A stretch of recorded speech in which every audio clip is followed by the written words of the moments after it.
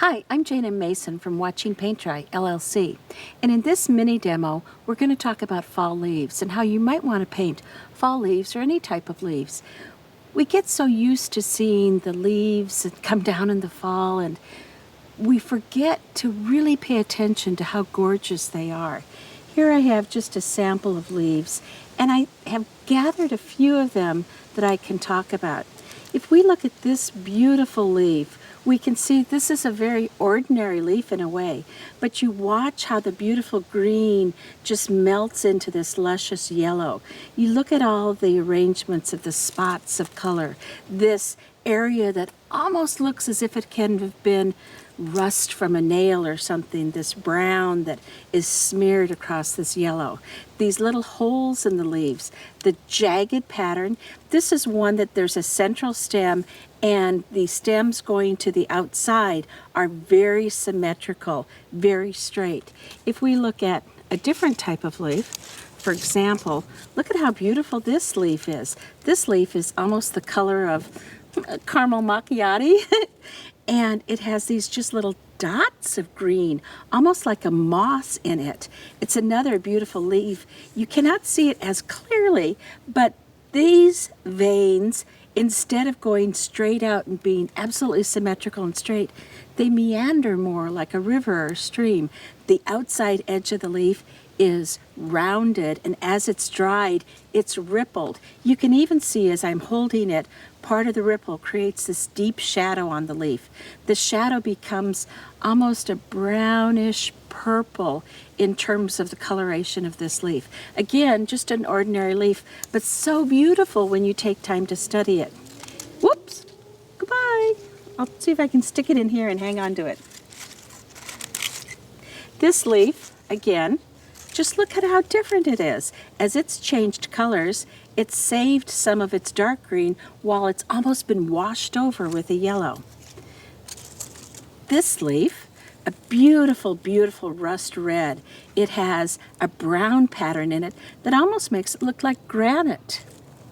Again, we can see that it has a jagged outside edge, but it's a different type of foliage than this leaf. I think this is an elm, and I'm not sure what this one is. Look at the gorgeous color of this leaf. It's this intense, dark, burgundy brown, just a luscious color of a leaf. And here's one. I always like the leaves that have the imperfections in them. So these lacy cutouts from the dryness, either where the leaf has chipped away or where something has eaten part of the leaf. This lovely, fragile, lacy edge. And you can tell this one too, as it's dried, it started to automatically crumple on its own. So the beautiful pattern of crumpling. And even if we look at the lovely shadows this leaf is making on my paper. It's just a gorgeous outline of all the beautiful pieces of this leaf that we can see. What it allows you to do is to pay more attention to these things that are just around you. I'm going to take the leaf that is this green and yellow one that we started with, and very quickly I'm going to paint this leaf. You could trace it. In fact, let's just trace it. We'll do that. When you're beginning to paint, or if you are even an experienced painter, there's nothing wrong with tracing, there's nothing wrong with using a coloring book, there's nothing wrong with using any type of aid that is going to help you understand what's happening in the material that you're trying to paint. So by even tracing this leaf, and then we know that there'll be a center stem, and the other veins will come out from the middle, so I'll put this vein right through here. And then I copied where this divot is. I'm not going to draw them all in because I don't want that many pencil marks, but I'm just going to draw a few in to give me an idea. They match each other, so where one comes out on the left, another one's coming out approximately on the right. So that's enough of the veining pattern. I'll put a couple of the circles in where there's holes in the leaf. And then I think there's another divot in here. What'll happen is that if I put a background in, that'll help me decide where to put some color. I'm going to start by taking a flat brush, a 1/4 inch flat brush, and I had too much paint on that brush. I'm going to leave that. There's enough fun things happening there that that'll just add to the overall color. I'm going to grab some yellow and put some yellow. And this is primarily dry brush. I'm primarily working on dry paper, but there's a little bit of water on here, so some of it is going to have the illusion of being wet on wet. Now I'm going to grab some of my brown. And you'll remember I said that almost looks like it's smeared. I'm going to put this brown here and let it run, similar to how it looks like it's running in this leaf. I'm going to add a couple of other dots where the color was. I'm adding a few more than necessarily were on this particular leaf. I'm connecting some of the colors. I'm using gravity to help the water flow because this looked like it was flowing. A little bit more green I'm going to have here. And when I'm painting a leaf like this, I don't necessarily have to have it just like the one that nature created. I can use it as my inspiration, and I can paint it how I want to paint it.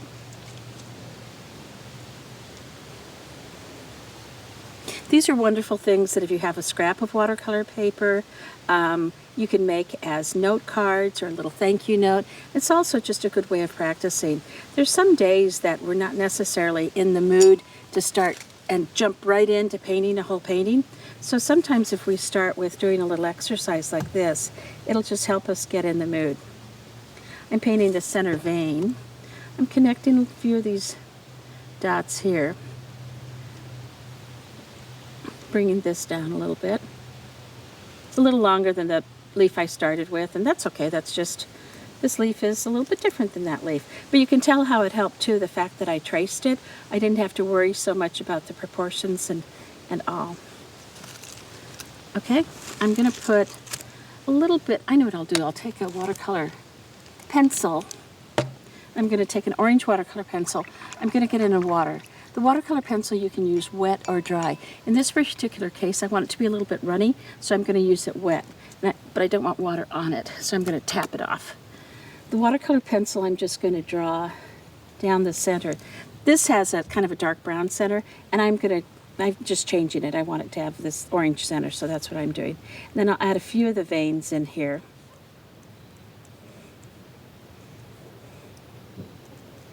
Maybe I'll add a little bit of the outside edge.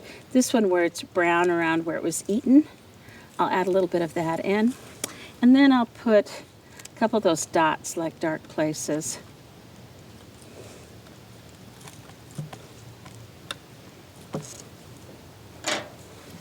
And there you have it. It's different, but it certainly has the same kind of feel, the watercolor runniness of a fall leaf. So I encourage you to look outside, rustle around in the leaves, grab a few leaves, and just in a very few minutes you can create your own watercolor painting with a beautiful fall leaf. Thank you for joining me. I'm Jane M. Mason from Watching Paint Dry, LLC.